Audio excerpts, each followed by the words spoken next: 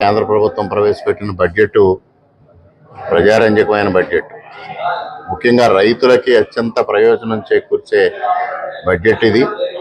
అదేవిధంగా దేశంలో ఏదైతే గత 10 సంవత్సరాలుగా అమలు చేస్తున్న సంస్కరణల ఫలితం ఈరోజు పెద్ద ఎత్తున కనిపించడం జరుగుతూ ఉంది. అదేవిధంగా సామాన్యులకి ఇన్కమ్ ట్యాక్స్ పైన అనేక రాయితీలు ఇవ్వడం, అదేవిధంగా పప్పు ధాన్యాల్ని ప్రమోట్ చేయడం కోసం మరి స్వయం సమృద్ధి పథకాన్ని ఒకటి ప్రవేశపెట్టడం, అదేవిధంగా పండ్లు కూరగాయలు ఉత్పత్తి చేసే వారికి ఇన్సెంటివ్స్ ఇవ్వడం, అదేవిధంగా పెద్ద ఎత్తున వంగడాలని ప్రత్యేక జాతీయ స్థాయిలో ప్రతికి కూడా ఒక జాతీయ మిషన్ ఏర్పాటు చేయడం, తద్వారా పెద్ద ఎత్తున రైతులను ప్రోత్సహించాలనే దిశగా ఇవాళ ప్రభుత్వం నిర్ణయం తీసుకుంది. అదేవిధంగా కిసాన్ క్రెడిట్ కార్డుల పరిమితిని 3 లక్షల నుంచి 5 లక్షలకు పెంచడం ద్వారా 7.7 కోట్ల మంది రైతులకి ప్రయోజనం చేకూర్చే విధంగా ఇవాళ ప్రభుత్వం నిర్ణయం తీసుకోవడం జరిగింది.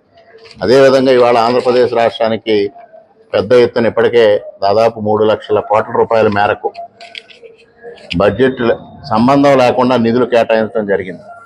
దాన్ని బడ్జెట్లో రెగ్యులరైజ్ చేయడం కూడా జరిగింది.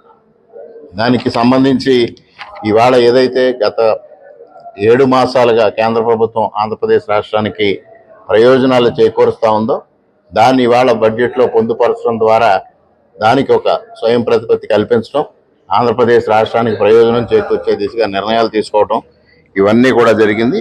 అదేవిధంగా విద్యుత్ ఉత్పాదనకు సంబంధించి కానీ ఇతర రంగాలకు సంబంధించి కానీ పెద్ద ఎత్తున సంస్కరణలు తీసుకుంటూ వస్తున్నారు.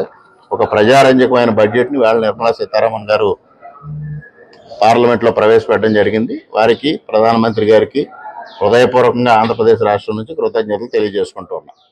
మా వీడియో మీకు నచ్చినట్లయితే please like, share and subscribe.